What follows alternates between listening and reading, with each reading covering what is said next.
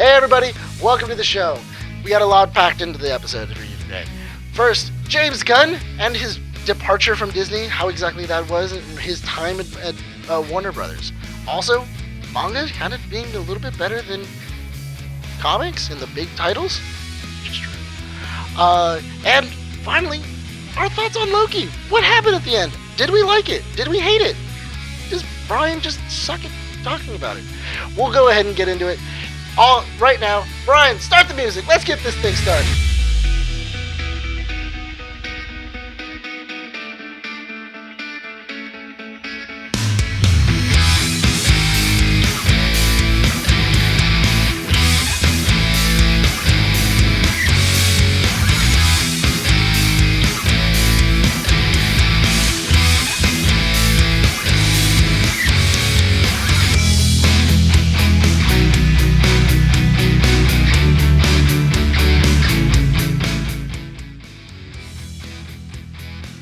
Coming to you from 12920 Philadelphia Street, Whittier, California, in the heart of Uptown Whittier, keeping up with the nerds, issue number 56. My name is Nick Valero. This is Bryan. And Rene. And welcome to the show. Were you slightly confused and like, okay, was it 55 or 56 this did. week? Okay. I noticed like the slight pause. I slightly like paused. The slight panic. Of The slight panic, and I was just like, pick a number. It's like the Powerball. Roll the dice and I was like- 56. because I couldn't remember if last week when you guys had our Real Addiction on, I couldn't remember if that was an event or if you guys had made it another issue. I forgot inside the tag. We agreed to call it issue 55. Yeah, so Yeah. but I couldn't remember in that split second of me saying it in the intro, and I was just like, 56. I'm really hoping I'm right now, or I'm about to get yelled at. It's gonna suck once we get to like 100 and something. I'm fine with that, man. I'm good with that. Hey, good talk. Yeah, let's talk. 192. Yeah. Let's aim for 200. 205. Issue number 205. Why is that? The nerds 1,600. So when do we reboot like they did with like every comic book, like Spider-Man? Like, what's a good number to reboot? It doesn't matter about the number. It matters about the chronology. The story arc? The story arc, yeah. When So someone turns or something like Yeah, that. or like I think if one of us leaves, we have to like. when Bryan eventually turns evil. That's the new 52. Yeah, when he we gets have his to restart when it. his clean shaved twin comes. Mm-hmm. Instead of the flash point, it's the nerd point. The twin paradox. Yeah, Ooh, that the sounds like- twins come that on. sounds like Is that- a video is we that- have to make. Is Now. that, Like, yeah, that's The gonna be twin hilarious. paradox. Can't Issue wait. number 1. Their whole reboot of Keeping Up with the Nerds. We'll bring Adam back for that. I liked Adam. So before we jump straight into the issue, guys, once again, Our Real Addiction. Thank you guys for showing up last week. It was Yes. a great issue. Nothing but compliments. I've had. I've been told just it was great chemistry. It was great to have them on. So if you guys are listening to this issue, thank you guys.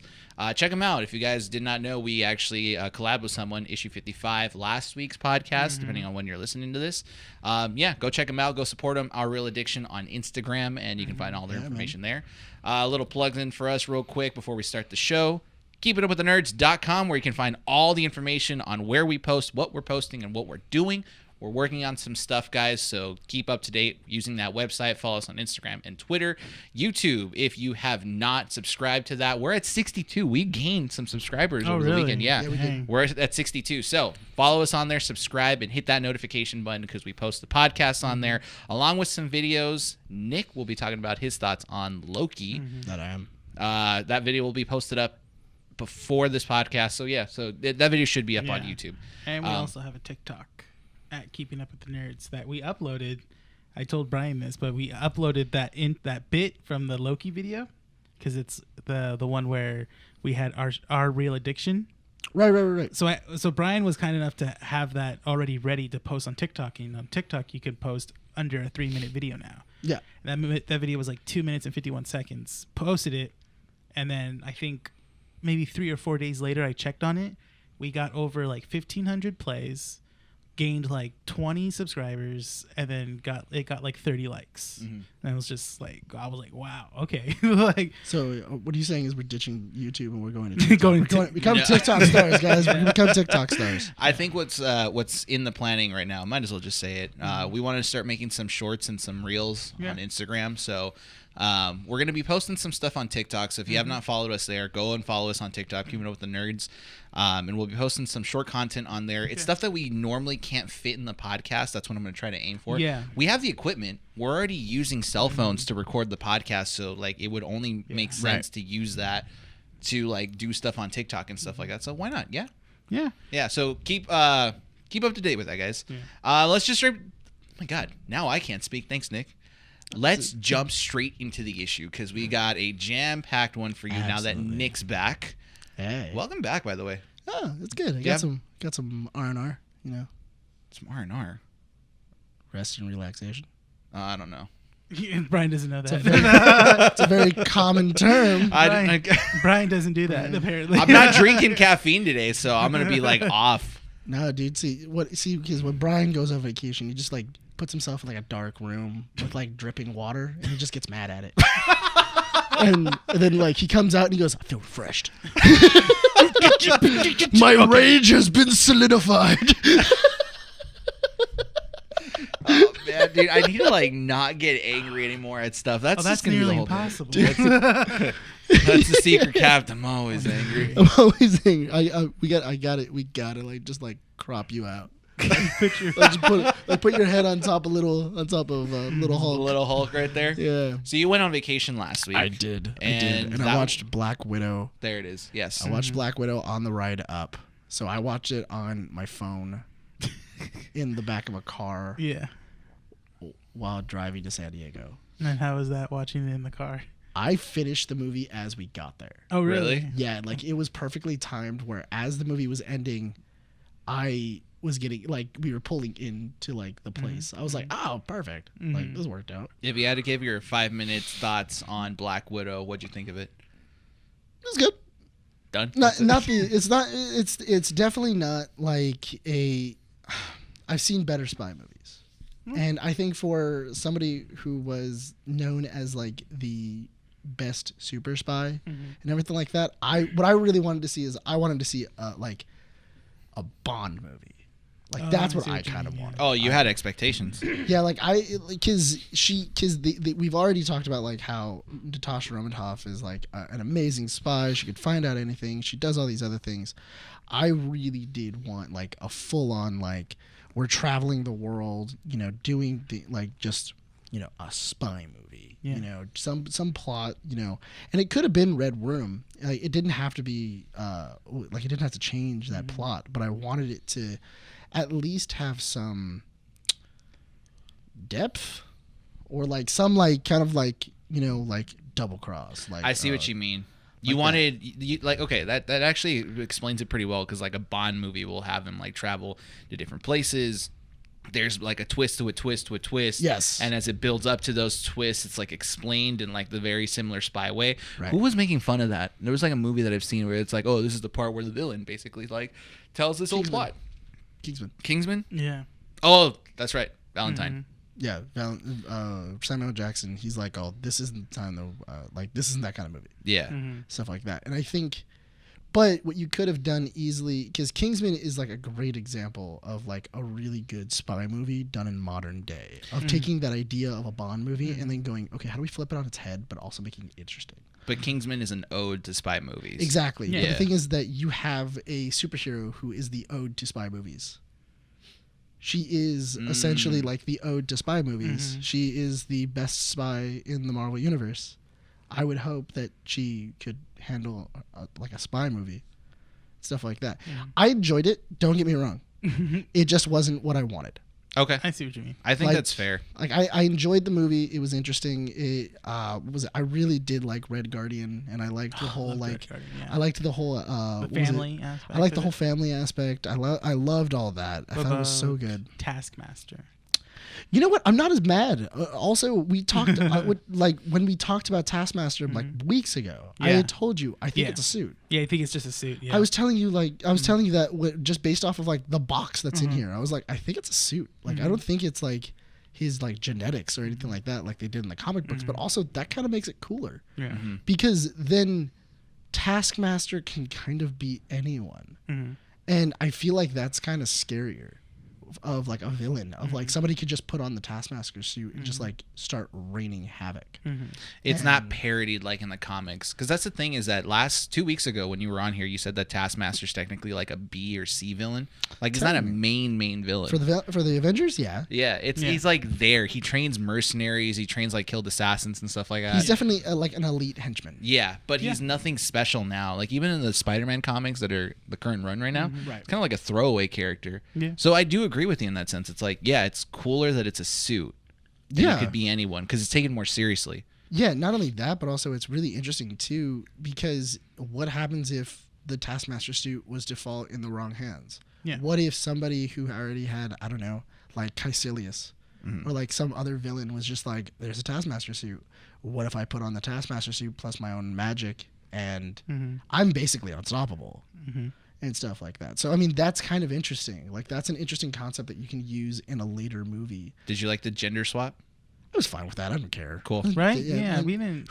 So okay, whatever. Like, oh no, she's a woman, not a man. What are you getting mad about? Why are you getting mad? I mean, the writer's getting death threats now. Yeah, that's ridiculous. Yeah. Like that is so dumb. Like it's so dumb to take it that far, and everything else. Like I don't get it. People are really, really like. U.S. Agent. Who's the actor that played it? Oh, John Walker. Watt Russell. Yeah, Watt Russell. Yeah, we were talking about this in the video when we were doing the Falcon and Winter Soldier videos. Oh, yeah. That he was getting death threats over the way he was playing or portraying Captain America. Like, you're not the real Captain America. Yeah, blah, blah, it's blah, so blah. freaking stupid. People can't separate like fiction and reality. Yeah. It's the same thing as the Game of Thrones actor, the guy who was playing Joffrey. Oh, Where, like, yeah. all he was doing, he was doing an amazing job as Joffrey, but he was just getting death threats for 3 years as he was doing it. Like he was getting death threats. He was getting like, I can't believe you did that to like, to like Sansa, and like in his head he's going like, these are made up characters. Like you understand that, right? He stopped acting. He retired. He retired, and now he's like a professor. Or something like that inside of England, but that's kind of messed up. There's various actors that end up just getting death threats over like the people they play or the characters they play. Excuse me. Exactly. It's such a stupid thing to do. It's like because we were talking about this last week in issue 55. We're like, because I was personally, I think amongst the three of us, more excited for the Taskmaster reveal in this one. Why did you send Did you also send a death threat? No, no, of course not. I'm not that stupid. I get mad, but I don't get that stupid. But that's the thing is that, like, what we were saying last week is that you and I were both in that group where we're like, the reveal was weird, but it wasn't terrible because it fit into this giant scheme of things where, like, it made sense. The gender swap made sense. You want me to pay attention to your hat? No. You did. Yeah, you did. Because I'm staring at it I need a bit. Like, bit. They all talked about my bit, sold it. But that's the thing is that I don't think Taskmaster was that big of a problem. She was fine. No, she was good. She was fine. Yeah. But I do understand the idea of like Taskmaster is supposed to be this thing, and he's supposed to be very like confrontational, and like there's a lot of comic books where like he's mocking the heroes as like he's defeating them and stuff like that. That's fine. That can be a future Taskmaster. Yeah, that could be later on. Yeah. We've introduced this suit and everything like that. Like, could you imagine Justin Hammer getting his hands on the Taskmaster suit? Awesome. And then, like, how obnoxious he would be inside of that Taskmaster suit or something like that. I just want to see Sam Rockwell again. I just want to see Sam. That's basically what he's saying. I really want to see Sam, because Sam Rockwell was like the best part of Iron Man 2. Yeah. So because we got to wrap this up before we move up to the next topic. We were talking about. Oh man, why did I lose my sense of my? Well, he tries to find it. Post-credit scene. Yeah, post-credit scene was interesting. I do think it was. I think it's really interesting, especially since and we all knew. We talked about this months ago Yeah. when Falcon and the Winter Soldier came out. That what was it? That what's her name? Val. Val, yeah. Was going to show up inside of inside of Black Widow. Yeah. We already knew Because We called originally that. this was supposed to come out before Falcon Yeah. Winter Soldier. And because remember we had even said too, like it kind of feels like they're expecting us to have remembered this person or like to have seen her Yeah. before. Yeah.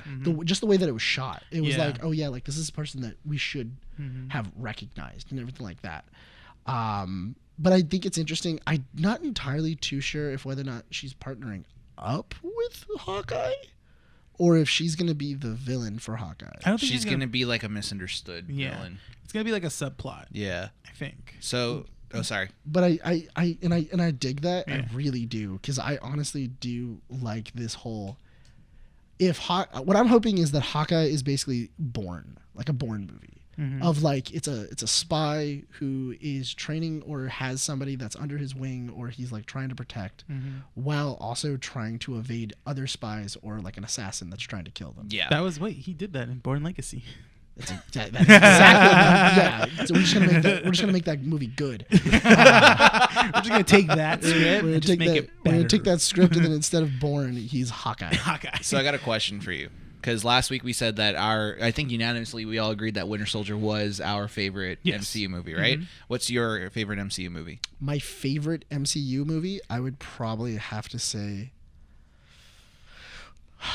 What's my criteria? Like just overall, like a movie I could just continuously keep on watching. yeah, that like you just it's still the get hyped representation. about. Yeah. Yeah, that. Guardians. First Okay. one. The first one. Okay. Okay. I like Guardians. So 'Cause, does this trump that?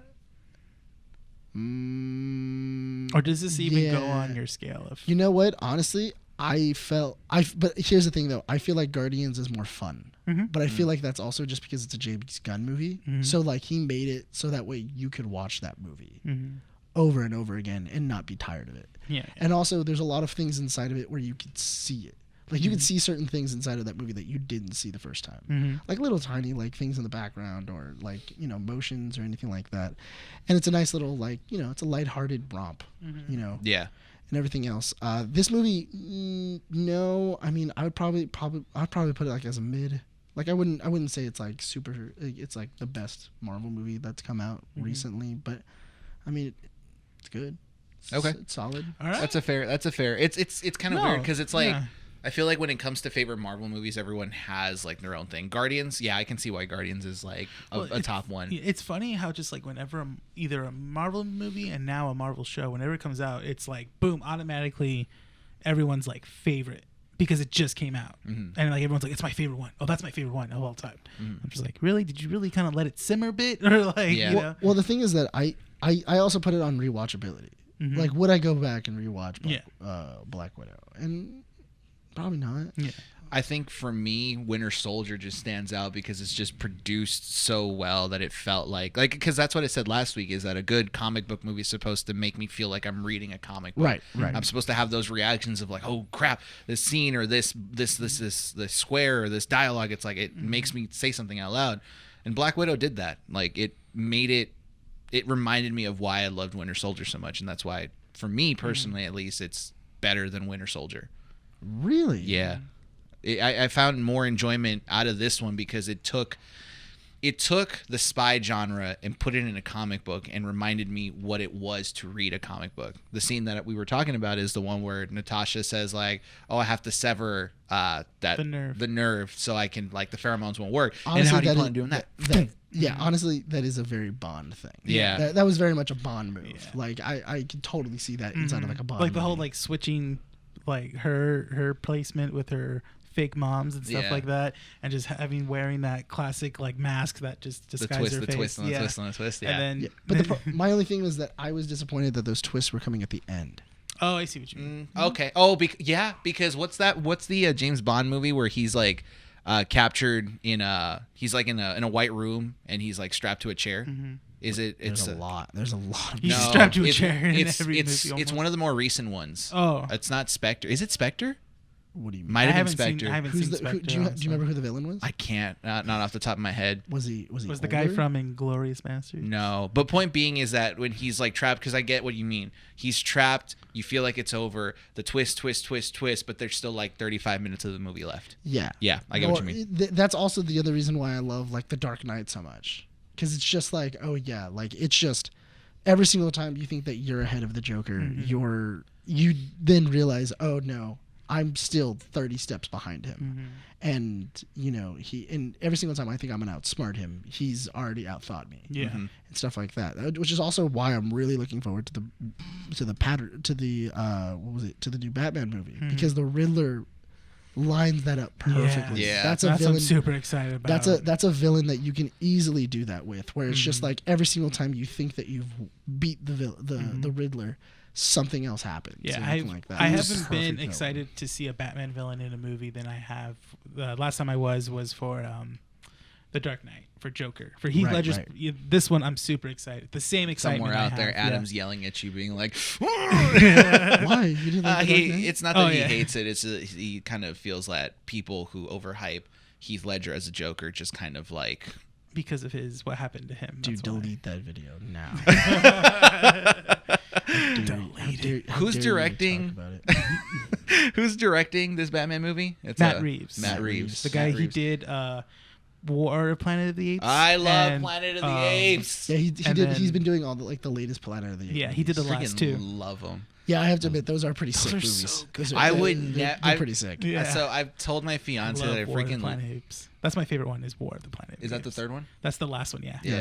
That's the So latest one. my dad passed away unfortunately before that last one came out, and I went to go watch it with an old friend. But I've told my fiance, she's like, yeah, she's kind of shown interest in watching. I'm like, I kind of don't want to show them to you because it's like it's really The unsettling. original ones or the new ones. It's Oh, the kind new of ones. unsettling, and it's like. How hyper realistic those apes are. Yeah.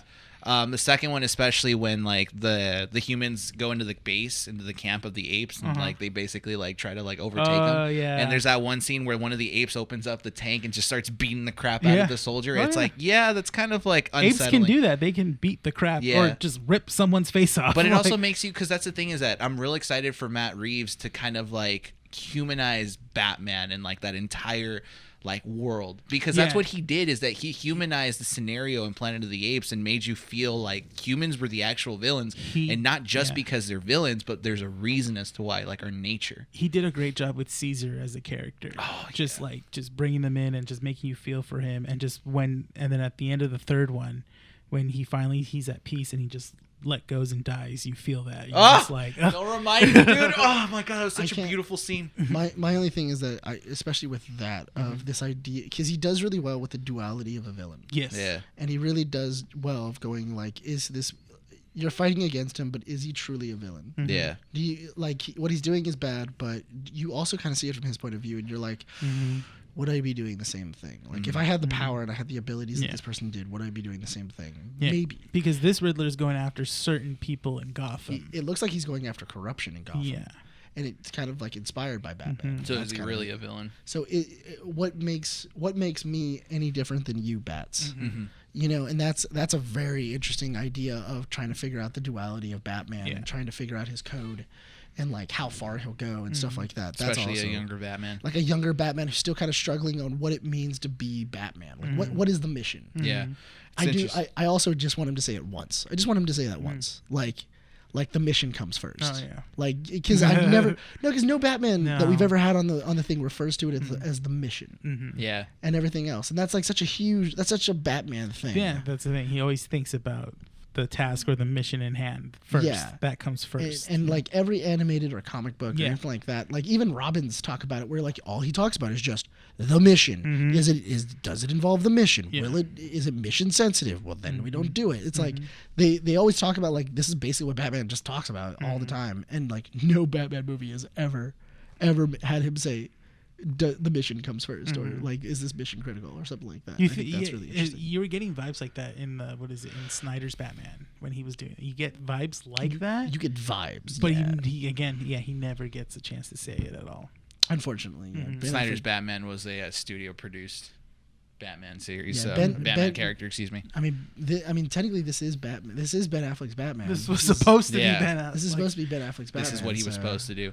But speaking about directors, we do have one in the news recently for slightly opening up with a scenario that was happening to him a couple years ago. Right, James right, right. Gunn. Yeah, this was like what, like 2018. 2018. 2018 when he So it was like when they 3 attempted years to ago. cancel James Gunn. Yeah. So, long story short, for listeners that might not be aware of what's going on, James Gunn was hired on to direct Guardians 3. He was about to He was start. contracted. He was already contracted. He was about to start production on it and everything, and then I don't know. I'm not going to get political on this one, but a group, be it left or right, middle, whatever it is, started pulling out old tweets of his where he was jokingly tweeting things, very sensitive topics, I'll put it that way, and didn't go over well with Disney executives, so they let him go. Yeah, they have a zero tolerance on any sort of here's controversy. Zero. Quote. Here's Zero the thing, tolerance. though, is that I feel like it's not just that. It's also what was in. Yeah, exactly. Like the topics. The topics just so happen to hit correctly. They just so happen to be like sensitive topics still at this point.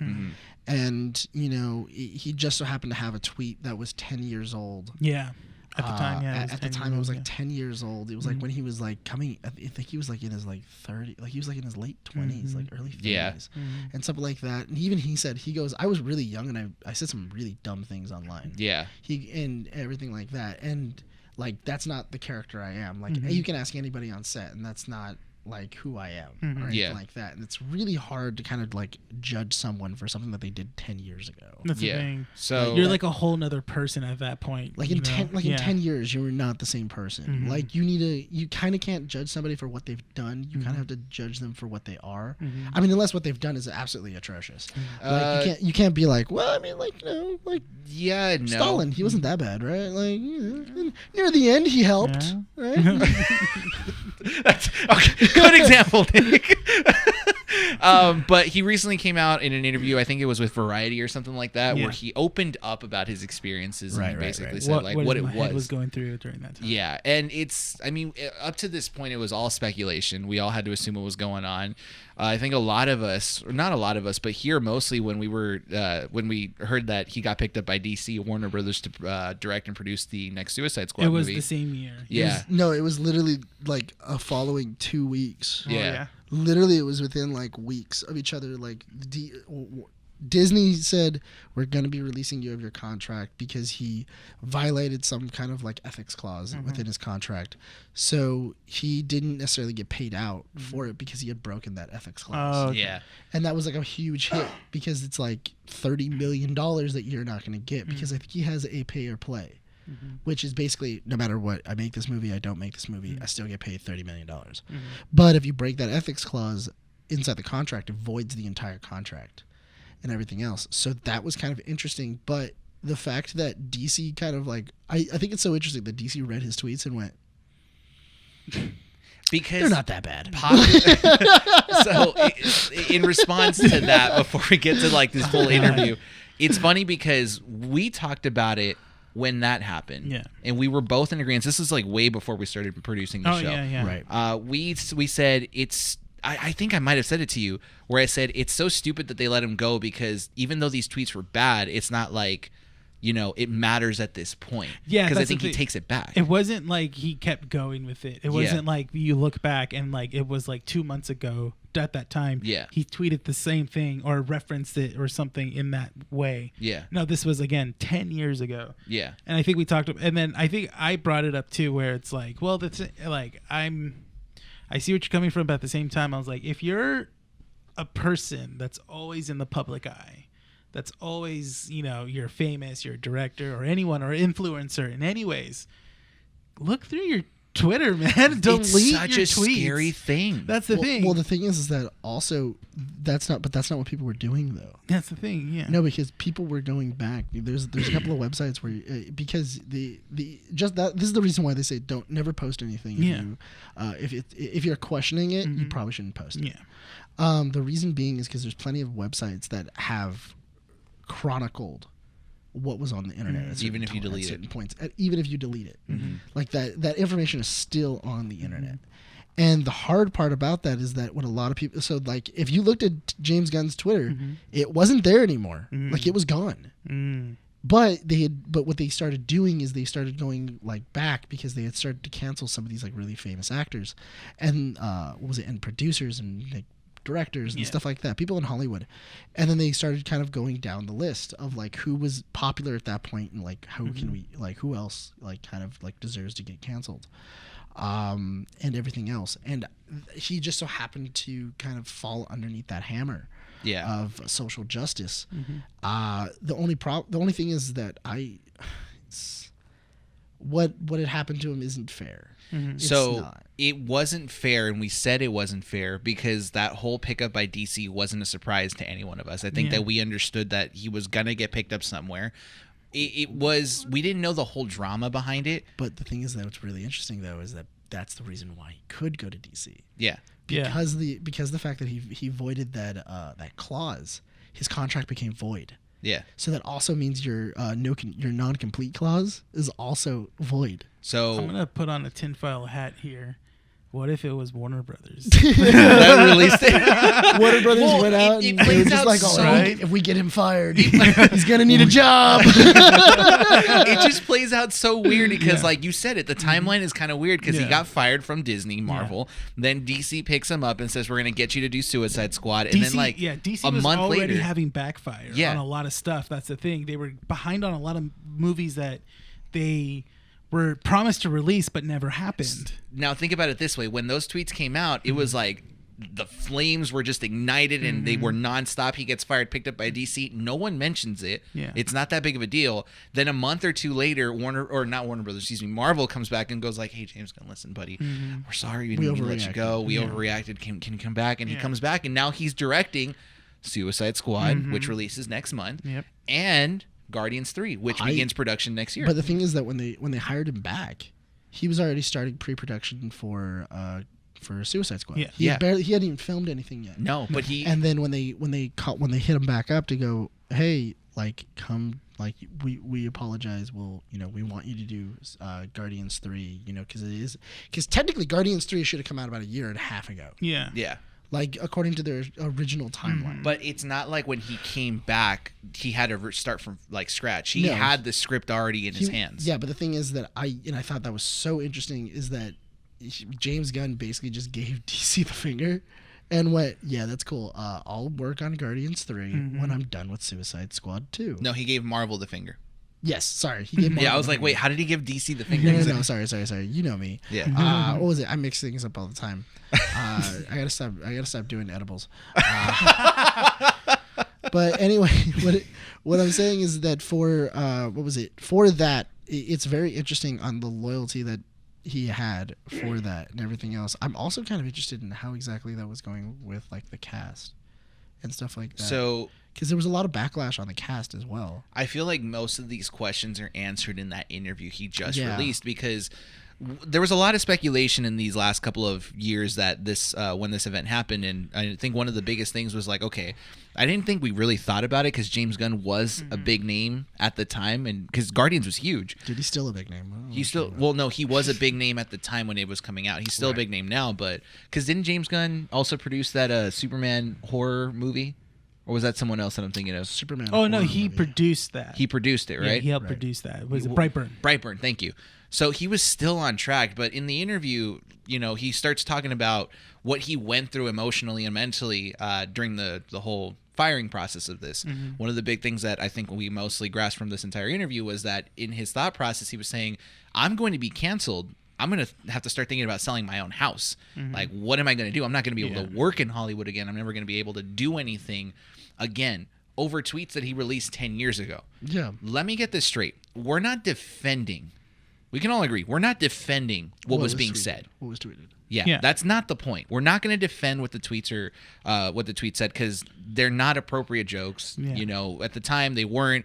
Now they're not. It's stuff that we're not going to talk about. But in terms of what James Gunn was going through, yeah, I do think it is a scary process to think about because you essentially tweeted out something 10 years ago, and now it feels like you can't take it back. And I think that's what he was going through most of it, right? Mostly. Yeah. Is that he didn't know where he was going to go from that point on. He didn't know where his next meal ticket was. Exactly. Yeah.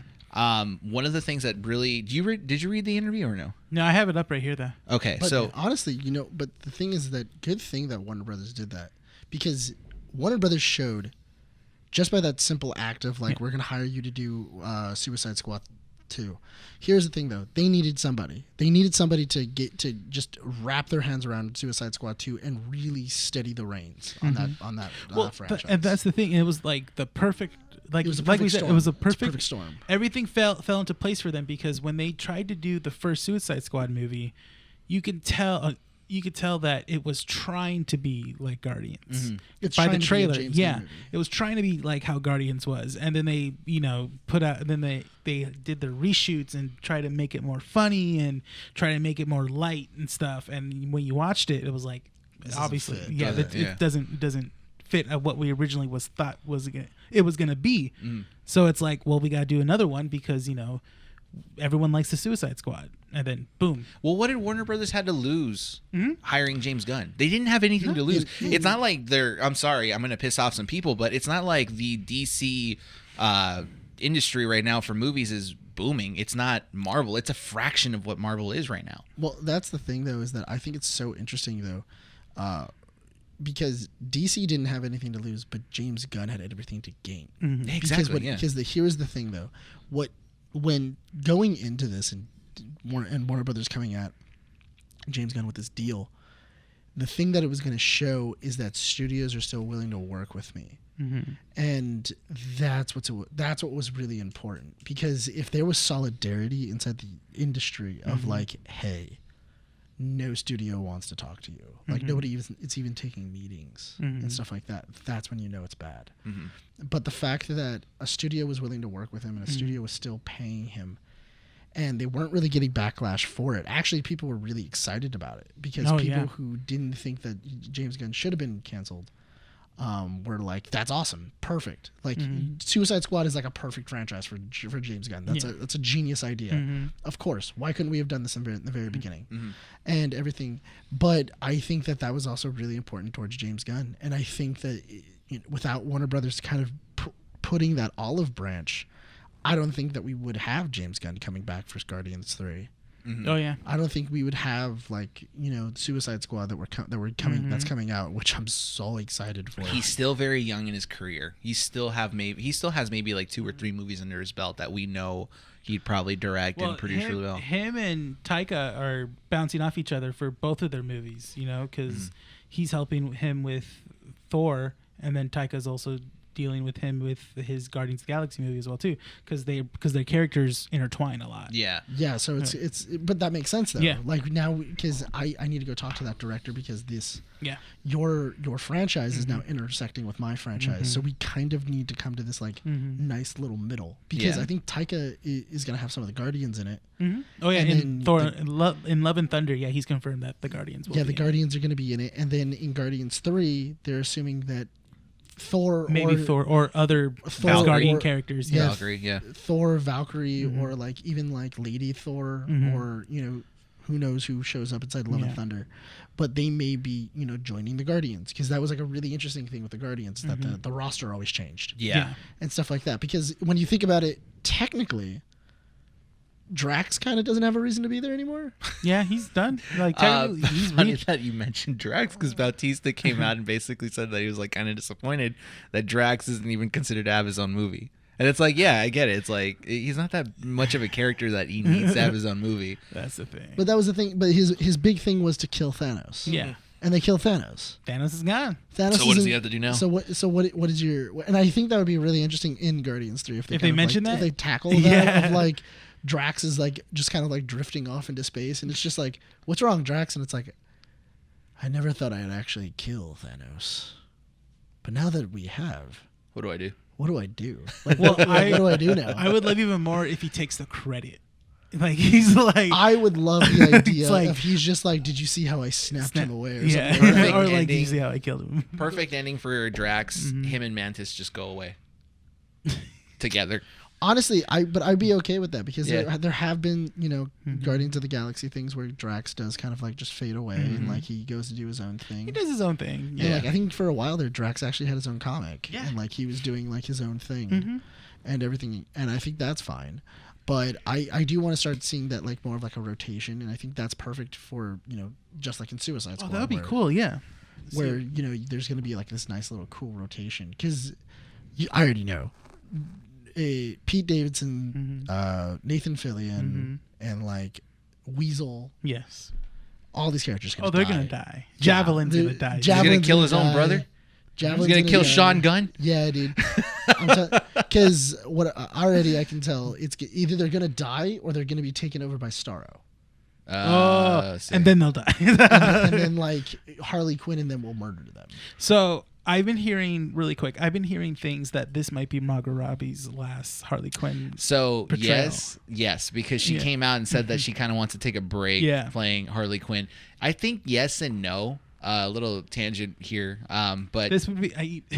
That's the thing. Sorry, but it's like I would love to see how James Gunn was to write her off or kill her. they're not It's going to like- kill her. They would She's never gonna- kill her. No, Never They're kill gonna her. they're gonna leave the door open for Margot Robbie because she's too great to kill off. She's too much of a box office like winner to like not go to just go. Oh yeah, we can kill her off. If James Gunn kills Margot Robbie's Harley Quinn, do you know how many times they'd have to, or how many things they'd have to change on that comic book wall you have in the store?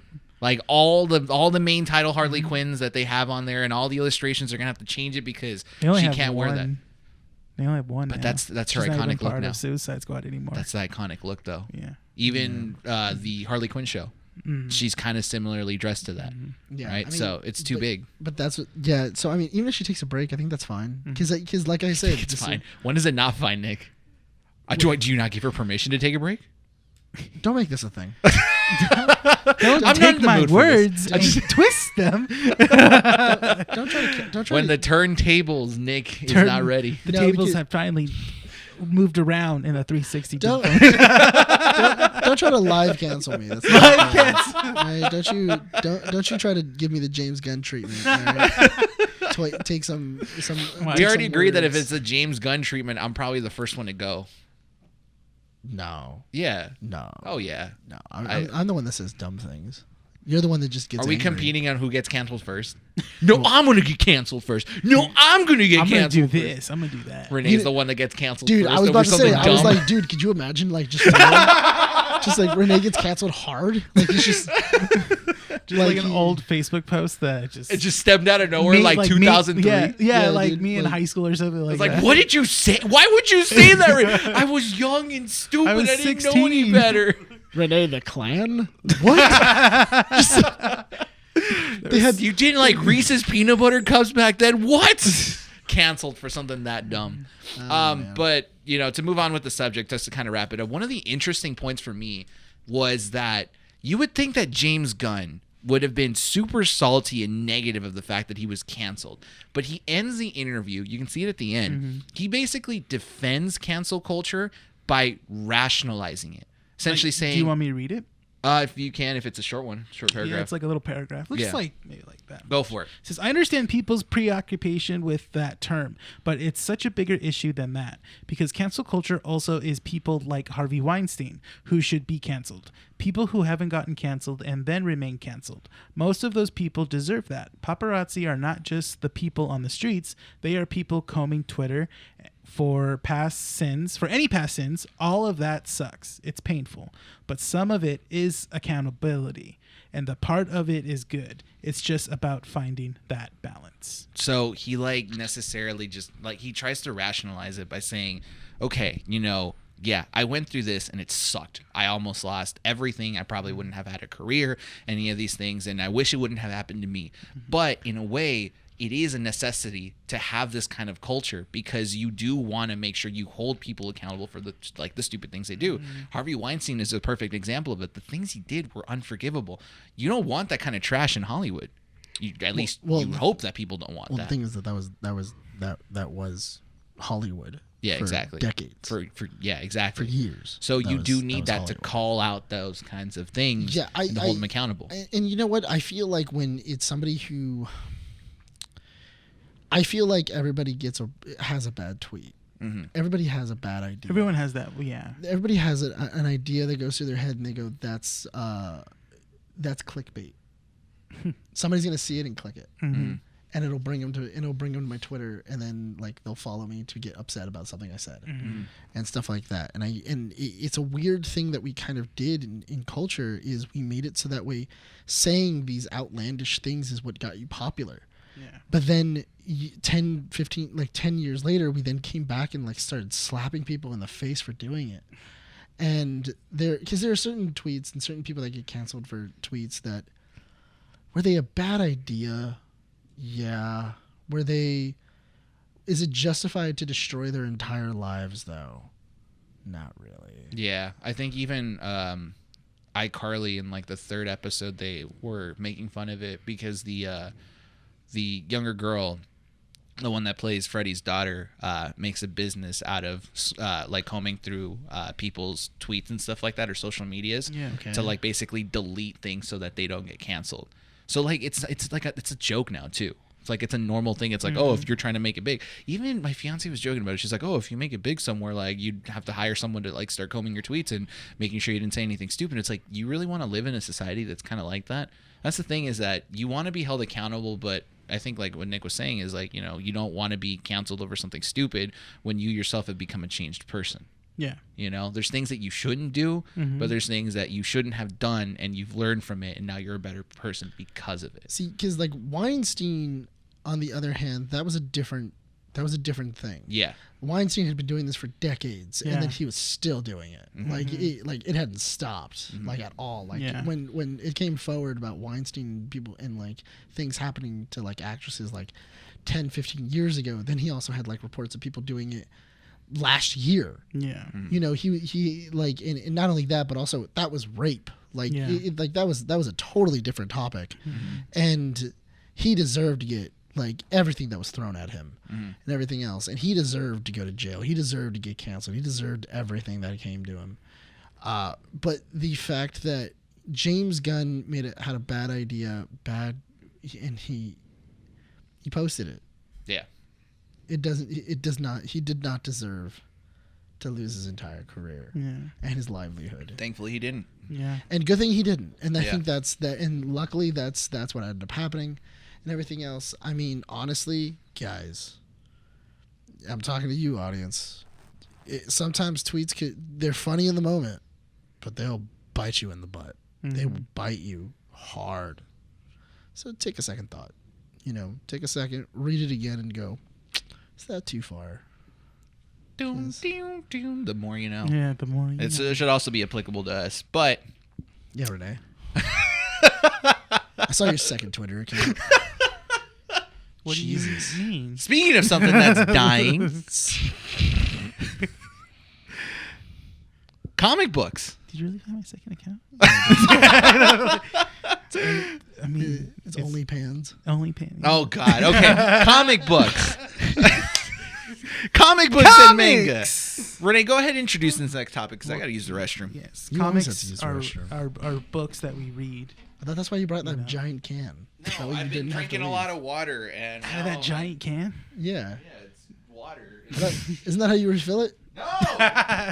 Like you get Can we a. go on with the next topic, please? You just go to the bathroom. No one's stopping you. No one's stopping you from going Yeah. to the restroom and filling your can. Yeah. We're gonna wait. Actually, we're not gonna say anything. Why did you have to open the door? Oh, because you can't see in there. That's right. Yeah. No, because I was like, why did you open the door? Why do you open the door to turn on the light? Yeah.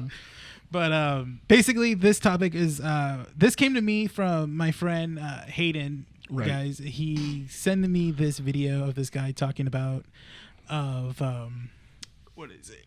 I'm like blanking out because I'm just thinking about it right now. Bryan is like, talk about it. I'm like, okay. Basically, in the comic book industry right now, manga books he talked about how manga books are more appealing and selling more compared to how Marvel and DC are.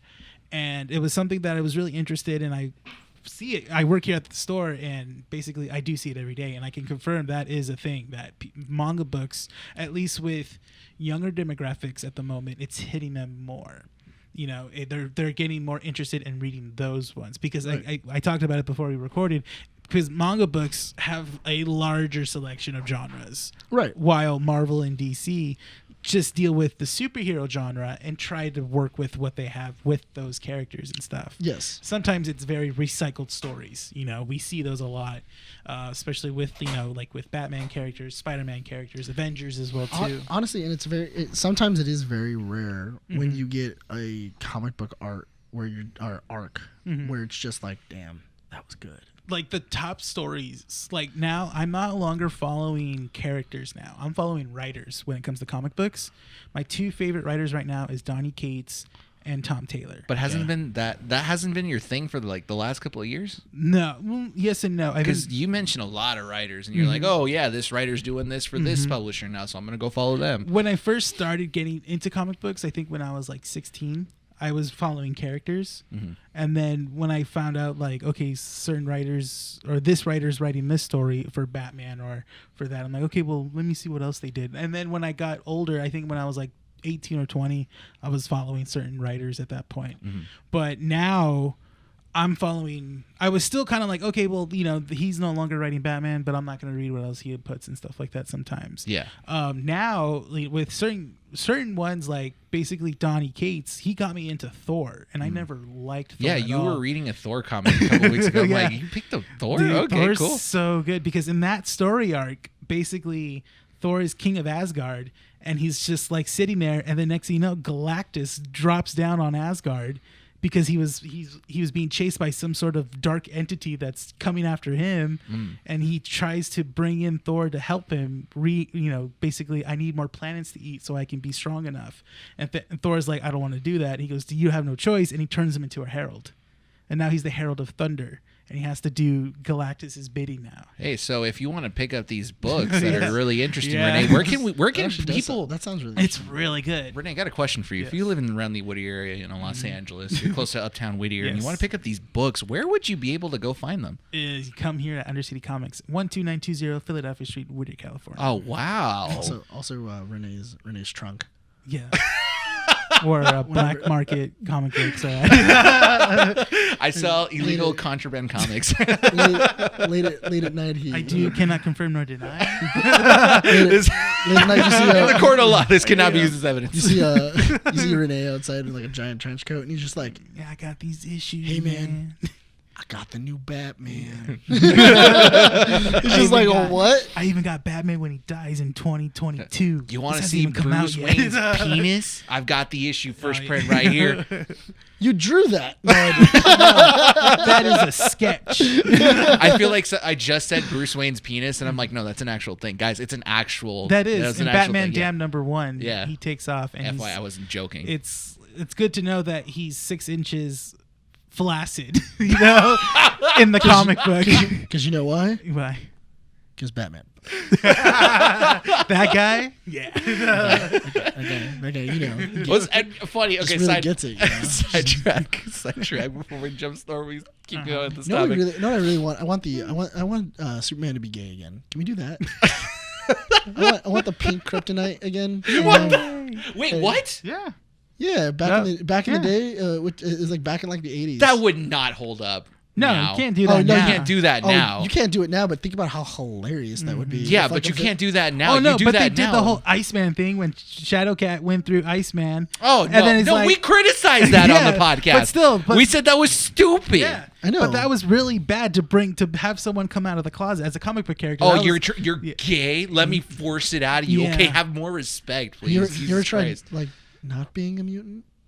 Oh, I'm sorry. Like God, that still pisses me off. God, it's such a stupid thing to do. Brian's bothers.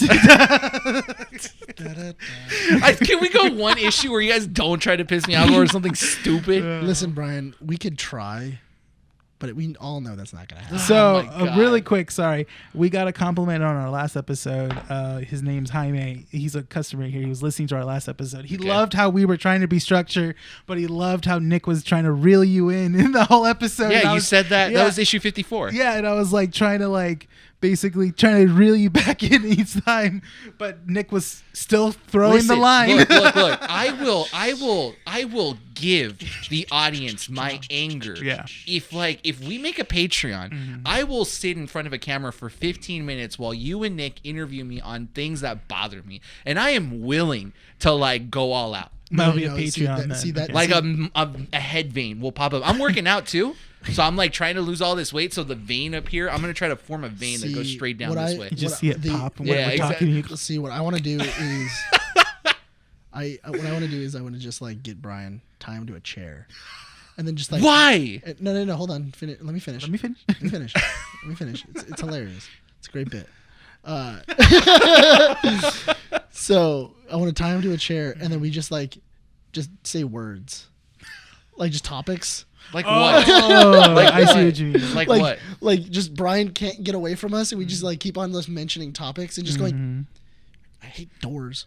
Just Doors that won't open. Like, what's Doors your that won't purpose? see, look exactly. I just want to see him just freak out and just like see how long he can like not say anything before he just freaks out. Did anything bother me this week? I don't think so. I don't think so. No? No. You were pretty chill this week, I think. I think so. I like woke up. I didn't. After you stop doing all that. No, wait. caffeine. I lied. What Something happened? did bother. Something did bother me. I know we're sidetracking real No, heavily, it's but fine. okay. So I I didn't got call home that. 2 days ago, and I wanted to play Call of Duty, but COD had a 128 gigabyte update for Season 4 Reloaded, and I remember I turned on the Xbox, and it was like, oh, it wouldn't open. It's freaking Cold War. So then I'm like, okay, what the heck? I'm gonna hard reset my Xbox, hard reset it, updating 128 gigs. Oh my god. Okay, fine. So I'm just like sitting there. It's 9:30 p.m. I'm probably gonna go to sleep at 12, and then I look and it's like downloading like 50 megabytes a second. Then it drops down to kilobytes, and it stays like that for 30 minutes. And I see the time. Oh, it's gonna update itself in like 5 hours. I'm like, F this, man. I'm done. I was so upset, dude. It pissed me off. I was like, what the heck? I was even mad. I was mad for hours. Dang. You know the funny thing is, Huh.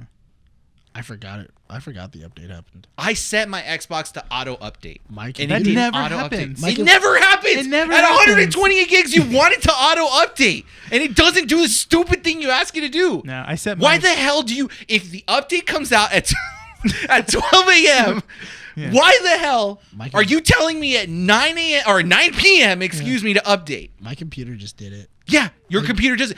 The Xbox is technically a computer. It's a piece of freaking hardware. So update the goddamn game. Why are you making me wait till 9 p.m. when I decide to freaking play the game that you're going to update for 128 gigs? Why did you You're wasting my decide- goddamn time. Why did you turn on the Xbox beforehand? Because I was busy the entire day. I was editing and stuff, and all of a sudden, He's doing I just stuff for decided, God, okay, can we talk about So manga manga comics? books, guys. Manga Knew that was coming. is is selling more than Marvel and DC. That's the thing. But the thing is that the reason that's happening is the same thing that you can kind of attribute to our anime episode. Did we talk about why this topic was being brought up?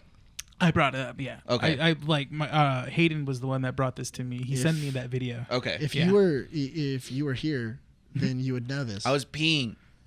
You had a canister. No, I'm not going to do it here, especially... Shut up! Manga's selling more than comics. Okay, continue. Anyway, before we were so rudely interrupted by Ah! someone, but the thing is that mangas are they're super interesting, and you can also do the same thing. You can buy like subscriptions to like Jump, and you can like get like weekly updates, which is awesome. That's actually really cool. I get weekly like updates on my phone where it just goes new manga issue, go read it, and it's super good. But you're right, it is this thing of the same reason why animes are so popular nowadays is the same reason why mangas are so popular is because anything that you're seeing inside of DC or Marvel, you're gonna see it inside of like if there was something that really interested you in those titles, you're gonna see it inside of a manga. But you're gonna see it totally unhinged. It's not. It does not have the comics code. It doesn't have anything. Yeah, that's the thing. It doesn't have any of these like censors that will like bind writers. It could essentially kill off like characters within that story that normally in a Marvel or DC story they would play it safe and just be like, okay, this character is gonna still be alive for the next because it's a well-known character in that universe. Well, not only that, but also mangas are such interesting stories because it's not just an arc. It's not just like, oh yeah, Batman did this. He fought the Court of Owls and everything like that. 2 years later, they go, cool, we're going to reset Batman in the court, and he has to fight the Court of Owls again and everything else. No, this is so-and-so fought this he fought him, they fought back, so-and-so died. They're dead. Like, they're not coming back into this story. It has way more gravity to it than some comic books do. Because most of those mangas have endings. It's manga, whatever. God, Manga. no, I don't care. It's a Mangoes. We'll call them mangoes. I'm gonna call them mangoes. So the mango. You're a mango. So those mangas, they have endings. They have planned endings. In a way. Sometimes, right? Yeah. But like that's probably one of the reasons as to why those characters you can kill them off easily and it doesn't matter. Well, because there was a story arc. Yeah, but I mean some popular mangas and animes, they still bring old characters back. Dragon Ball Z with Frieza. You thought he died at the end of the Frieza saga. But that's a little different. That's why. Well, it's different rules in a have way. have they ever done that with the longest running one right now is One One Piece? Piece? Yeah. Have they ever done that? No, if they die, they die. They've been dead for They've stayed dead. There's really no way Unless- of like bringing him back. Unless because here's what One Piece does a lot. They give people a hero's death. They do that so much, Yeah. and it's like an arc Yeah. of like like there's an entire scene for one of the characters. His name is Whitebeard. Spoilers if you haven't seen One Piece. You're only 2,000 issues behind. But in that one, it's called the Great War. There's a Great War arc where literally you have like two sides. You have the pirates versus like basically the police of the seas, and people are dropping like flies in that arc. Like people are just dropping off, and like two main characters just get like murdered. But they have these like incredible deaths. Like they have some really interesting deaths, and the storytelling understands that these are now going to transform the world. Like these are important things because this character died. And he was basically the king of the pirates, or he was in charge of like this like area of pirates. What happens? There's a vacuum now. Like it was an important thing that he stayed dead, or else that vacuum just it goes away and everything goes back to status quo.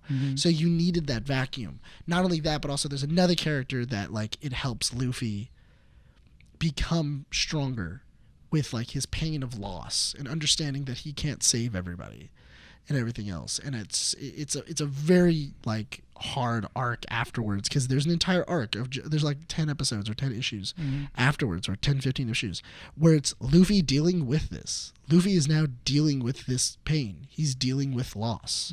How do we do this? So let me ask this. Who's the guy in the video? Well, no, I have to pull that up. Hold on. You go ahead and pull that up. But yeah, but I mean, okay, so when was the last time that in a comic book a character was killed off and they stayed dead? Like they stayed dead. Like still dead to this day, Like right dead, now. like dead till right now. Like the series ended and that character is So still dead. that's a difficult thing to say, because unlike it's hard, because I feel like I'd be assuming how people consume media here. Like I can't talk about the anime manga, community, because I'm not a part of it. I could care less. I have my favorite animes, I have my favorite mangas, but I'm not going to relate to them as hard as like most others. So Chuck Dixon was the one that talked about in an interview with I don't know who exactly, but the guy was just reacting to it. The guy in the video, he was just reacting to what Chuck Dixon. What's his name? His name is Eric July. Okay, so he was just Chuck Dixon was talking about like what the difference is. You said it, like how manga differs, and they were talking about like politics, the way the storytelling was being told in mangas, how like different publishers focus on certain things here in the U.S., all these different stuff. But in terms of like what I see in the comic book community here in the U.S., you can't kill off characters forever, because then you start to lose audience attention. There's nothing else that grasps it. I think that at least for me personally, I'm going to talk about my personal, how I consume comics here. I relate to the characters, and the stories are just the icing that goes with the cake. So for me, Peter Parker Spider-Man, when he died, it was hurtful for me. It was, hard for me to take in because I related to him, and I could relate to him more than I can relate to any other anime character that I, consume, watch, or read. But when you kill off a character like that, at some point you have to bring him back because then you start to lose that audience attention.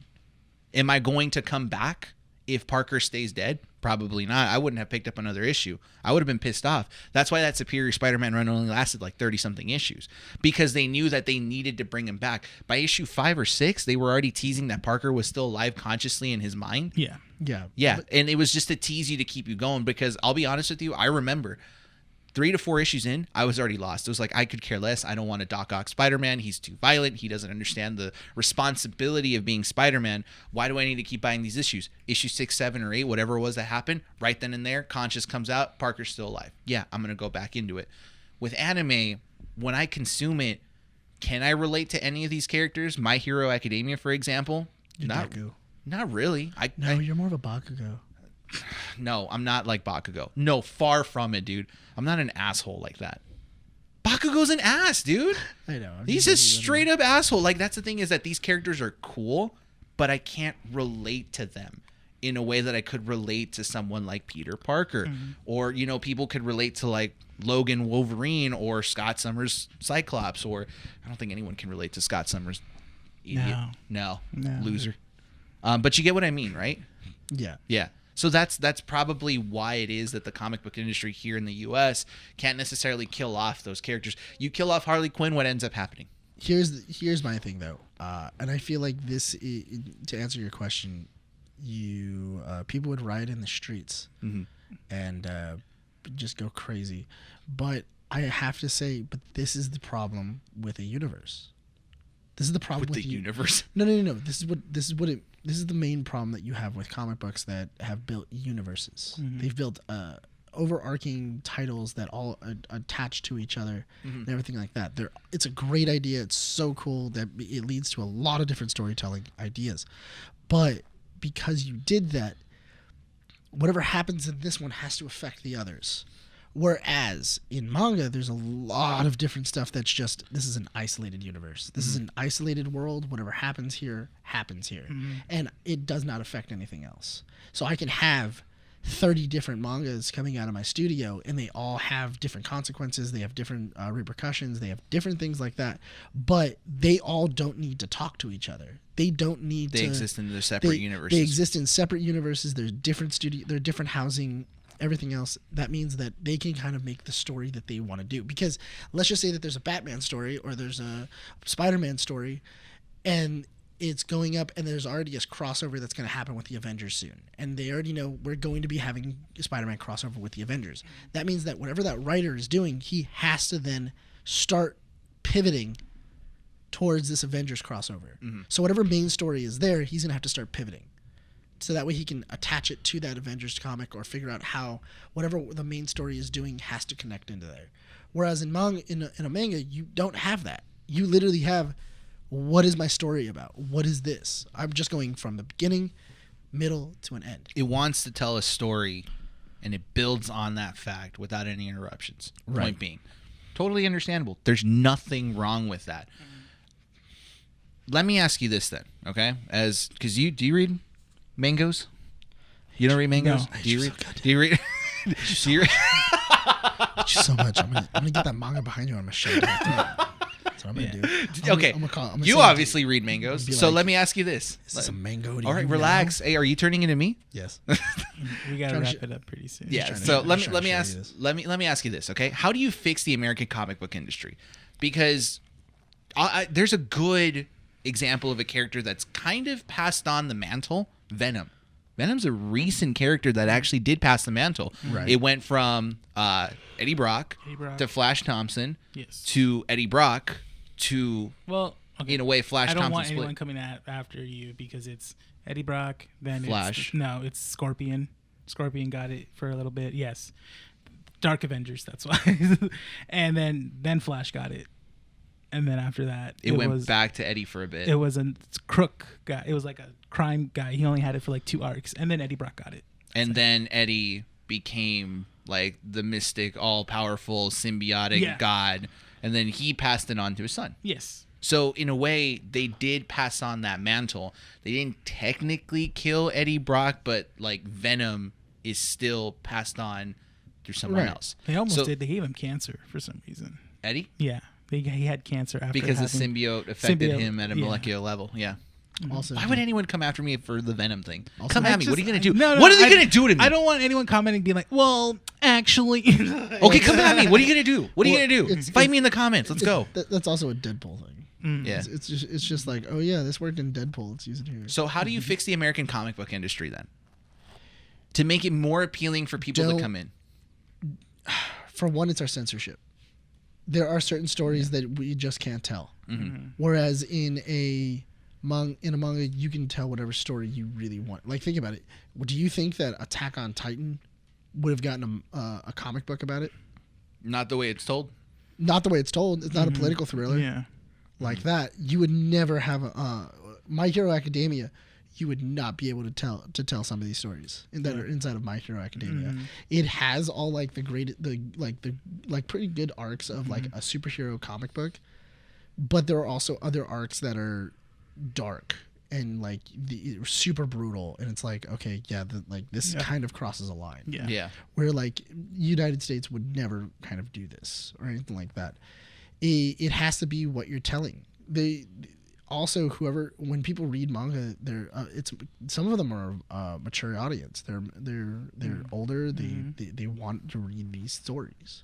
They don't want these recycled stories that they've seen for the past 20, 30 years. They want to see something new. They want to. When I read this story, I want to be surprised. I want to like enjoy it and everything else. But not only that, but also sometimes. You have mangas that are just slice of life. You just have a manga where about somebody living their life, and it's super interesting. You don't have a manga.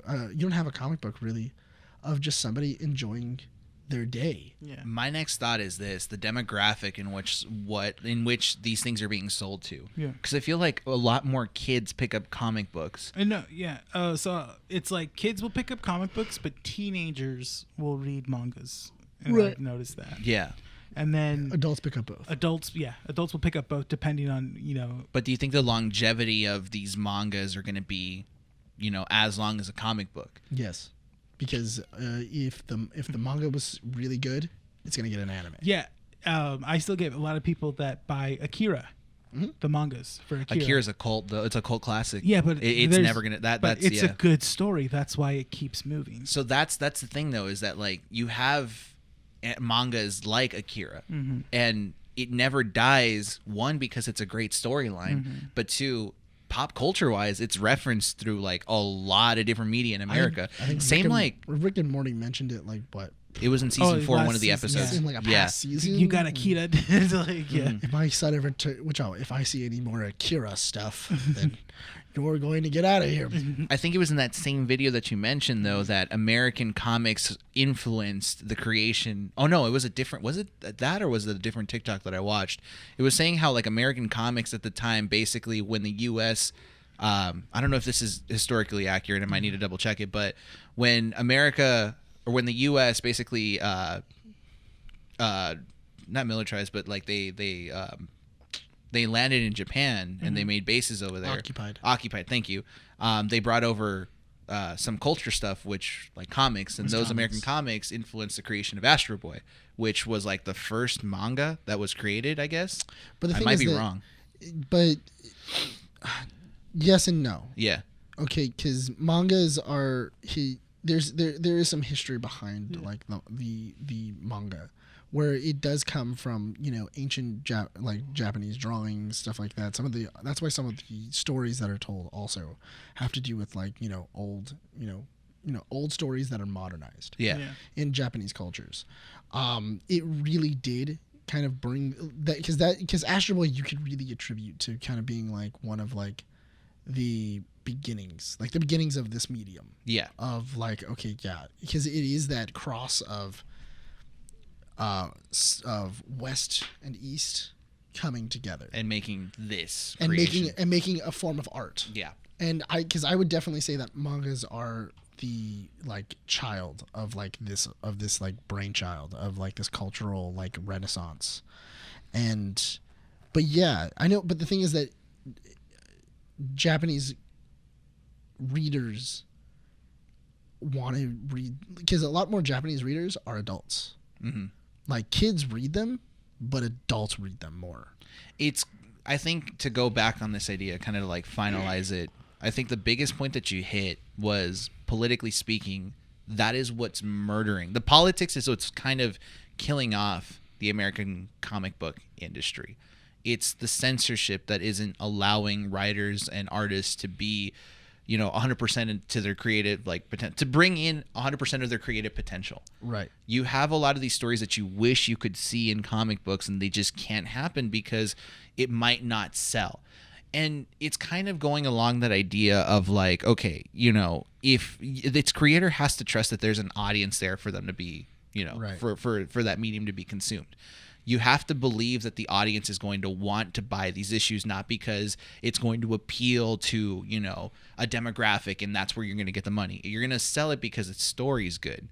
I don't mean this to say this in the wrong way or anything, but, one of the biggest issues that I've had that we both talked about was the forced appropriation that you see in comic books nowadays. Mm-hmm. You need to sell a superhero comic book that fits into the not the stereotypes, but the culture that's being involved around today. Mm-hmm. Like Kamala Khan. We said that Kamala Khan, Ms. Marvel, is probably one of the best, newest superheroes to come out, not just because she's representing that, that race, I guess. She's that Pakistani. Group. Yeah. But because she's a well-developed character that really sells on that idea. Right.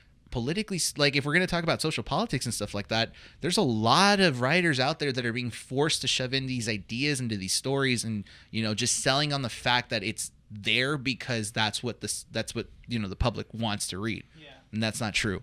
You want to relate to these characters. Miles Morales too. Yeah. He was, in the beginning, in his Ultimate run, he was awkwardly written in. Uh-huh.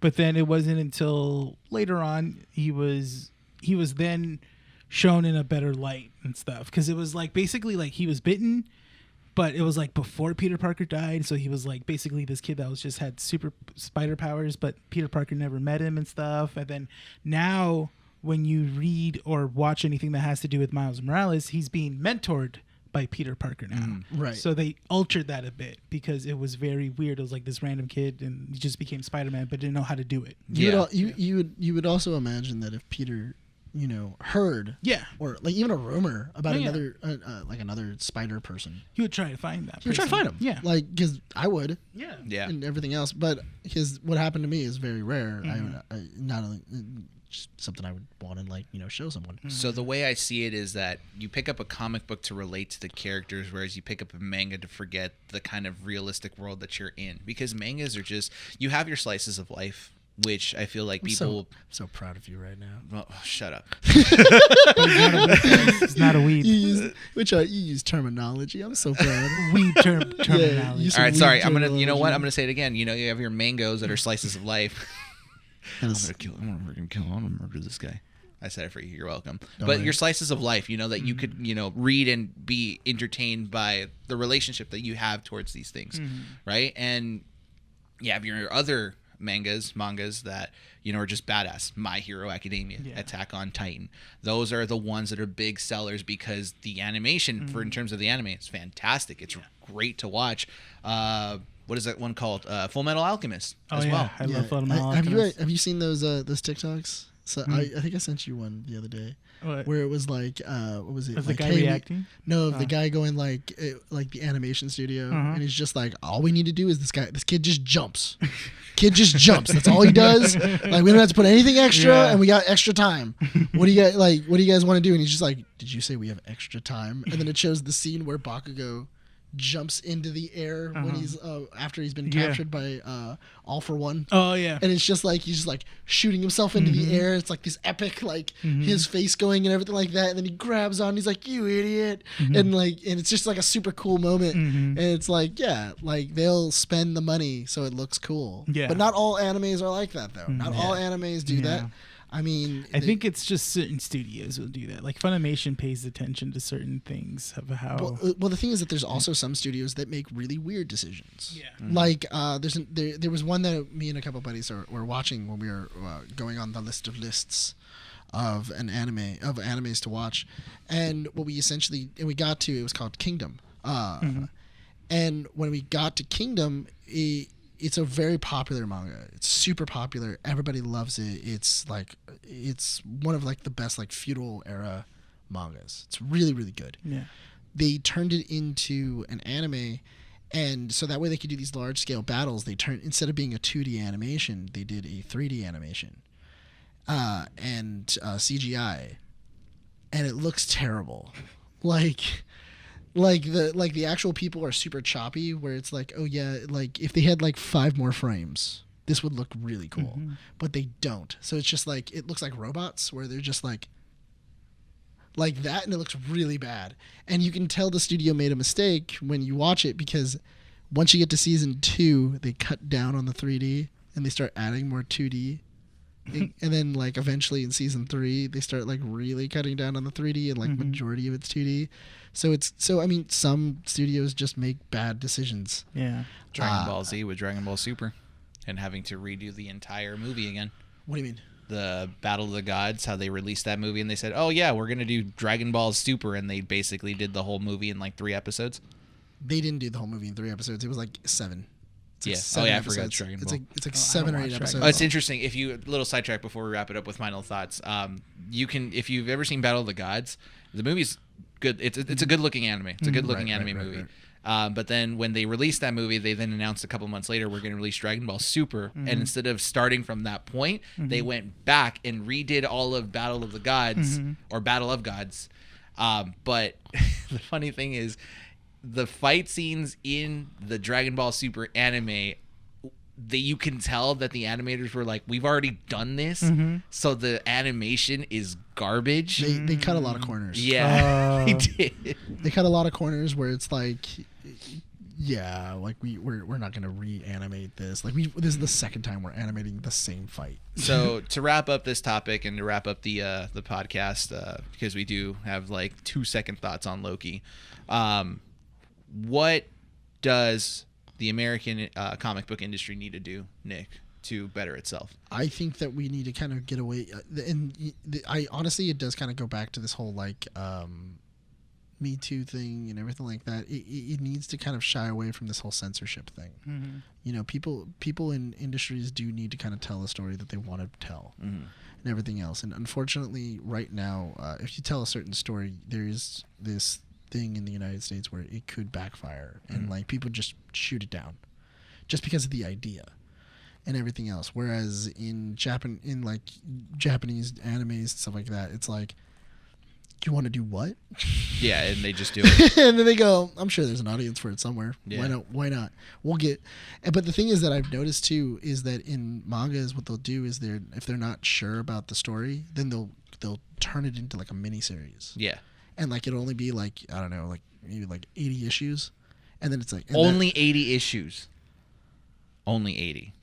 Jesus, it's not a lot. It's not a lot It's compared not a to lot. mangas. It's not a lot. But, All right. but the thing is that because there isn't like this like strong, or like this like, we're not sure of whether or not it's gonna be good, or whether people are gonna pick it up. That's kind of like they're like, that's like a light little like, okay, cool, we'll give you your idea. Let's see if it runs, and then usually if it picks up, they go, cool, we'll add issues, or we'll like extend or anything like that, or this end game thing that you wanted, we'll extend it out and we'll fill it with something and everything else. So that's always really fun. Gotcha. Now, Rene, as someone that actually works in a comic book store and sees it firsthand, what do you wish the comic book industry were to do to better itself, to compete against the manga? Again, kind of going off of what Nick says, I think if anything, it just needs to take a little bit more risks. If anything, if we're gonna kill off a character, you know, kill them off, you know, or at least for like a good few years. Like at least with Professor X, he was killed in AVX, right? Yeah. Yes. He died at the end of AVX, but he returned like maybe 7-8 years later. You know, it's been a while. Technically, but they used his brain for a bit. Remember, Red Skull. Oh yeah, that's the thing. But even then, like, you know, he wasn't like back. I'm sorry. Wait, what? In that was the whole AVX, thing. Xavier dies. Then there was an arc where Red Skull I think it was like Uncanny Avengers or something like that. was it. It was something. It was like a Yeah. reboot of something, Yeah. Wait, hold on. So Red Skull removed Xavier's brain. and he uses it to And he became like Onslaught or something. Something like like that. that. Red Skull Onslaught. Yeah, I'll show you the. I have the first prints of those issues. So it was kind of weird. Yeah. But yeah, 100% agree. I think that it does have to do a lot with risk and kind of not necessarily fully ignoring the social politics that are revolving around the U.S. right now, but kind of understanding that it's not going to sell long term. Like, I'm sorry, but if you do like a one-off, it doesn't hurt anyone. What was the most recent Captain America that they just released? That he was like, it was the first gay Captain America. I haven't or something read like that one. That's in a United States of Captain America. Yeah, But yeah, they released the like a gay person yeah. posing as Captain America in his like city and stuff like that. Those releases hurt no one. Like, I No. mean, it's not a negative release. It's nothing bad. If it doesn't interest you, don't pick it up. Don't buy it. But in terms of it, being an overshadowing aspect of the comic book industry, it's not. It has to do a lot with what these publishers are essentially allowing the writers to do. Mm-hmm. You want to make sure that these consequences, like you said, Nick, that they mean something. You have these characters that have been around for more than 50 years. So they have to learn. Parker's consequence of ignoring what happened to his uncle, ignoring the person that ended up killing his uncle, that sticks with him, right? But we were joking about this a couple weeks ago because I'm rereading all the Spider-Man after Dan Slott left, is that he basically kind of wrote off all the consequences he learned from Superior Spider-Man and the Amazing Spider-Man run, and now he's restarting this entire thing. You can't do that. You have to keep these consequences to these characters to make them more appealing. But the thing is that doesn't come from the writers. That comes from the publisher. That comes from Marvel. That comes from DC. Basically going like, yeah, the arc that you did with them, so good. Everybody loves it. But the next writer's coming in and they don't want to use your ideas, or they don't want to have to deal with this certain thing. So make it sure that everything that's at the very end of this kind of wraps up in a nice little bow, so that way we don't have to mention this again. They have to make like a generational cut, like what they did with the New 52. Yeah. They have to say like, this is a different age of comics where we're gonna have to like if you want to keep the same characters, redo them, but tell a different story or make them relearn different consequences, just things like that, because it does need a fresh start, and I do think that the publishers just need to learn a lot from their mistakes. I don't think that manga is gonna overtake the comic book industry. It's not like the comic book industry is gonna go anywhere. But for people that read them consecutively, like we need something different, something different overall. Yeah, man, I want a nice comic book. I'm the funny thing is, I have I just realized I have Berserker just sitting in my inside my email box. Oh yeah. Oh, that's a manga. I was like, what the heck is a Berserker? I'm like, oh, No, it's a no, manga. no. It's a manga. No, Berserker is a comic book. It's a comic book made by Keanu Reeves. It's Keanu Reeves' Isn't there a manga called Berserker? There's also a there's manga also called a- Okay, Berserker. sorry. But they spelled Berserker in the comic book differently. They leave out the vowels. Also, it's not Berserker, it's Berserk. Yeah. Sure. Okay. You did mention this at the intro. Right. Let's give a 2-minute thought on the Loki finale. Why are you looking at me? Because you're the one that said it, so you have to say he put it. out his video. I'm putting out my video. You said it was just going to be YouTube. Oh my God! Why? Okay, Loki. Kind of upsetting. That's all I'm gonna say. Kind of upsetting. It was good. That's my thought. There you go. Ending the show here. Thanks, guys, for watching. Wow, Here. that was anticlimactic. Wow. No, so here's what we're going to do, yeah. guys. So, just like we said at the beginning of the issue, you can find us on keepingupwiththenerds.com, where you can have links to all our socials, up-to-date videos on what's being released, and a timer that lets you guys know when the next issue will be going up. With that said, follow us on Instagram, Twitter, TikTok, and if you have not subscribed to our YouTube channel, head on over and subscribe there. Click that notification button. Get us to 100 subs by the end of the year. We want 100. We want 150 subs by the end of the year. That should be the goal. 150 subs. Right. Now, thing we're gonna do is this. We're going to start working on shorts for TikTok and Instagram. Granted, they're not going to be on a weekly basis because we have a lot of things to do, especially with Halloween coming, Christmas coming, and we're planning a couple other collabs with some other people. But keep an eye out on TikTok and Instagram for Rene and I's thoughts on the final episode of Loki.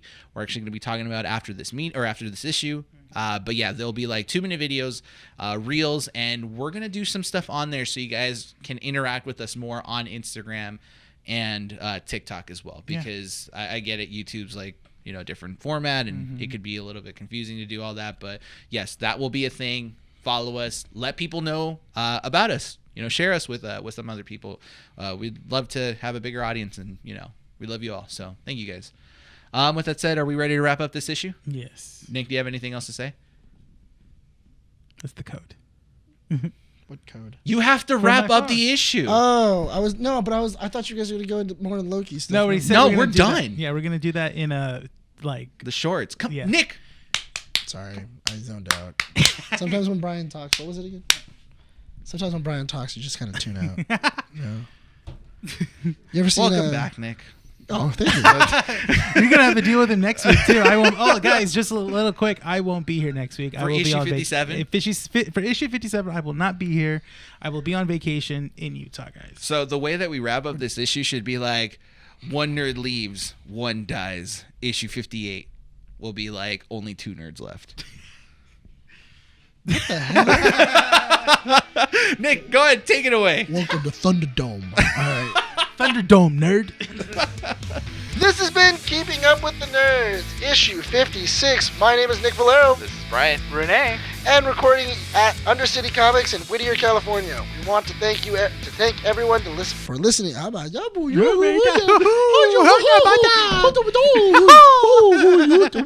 you want to start over? I really do. You gotta keep that in the. This has been Keeping Up with the Nerds, issue 56. My name is Nick Valero. This is Bryan. Rene again. Recording at Undercity Comics in Whittier, California. We want to thank everyone for listening to the issue and hope to see you all next time.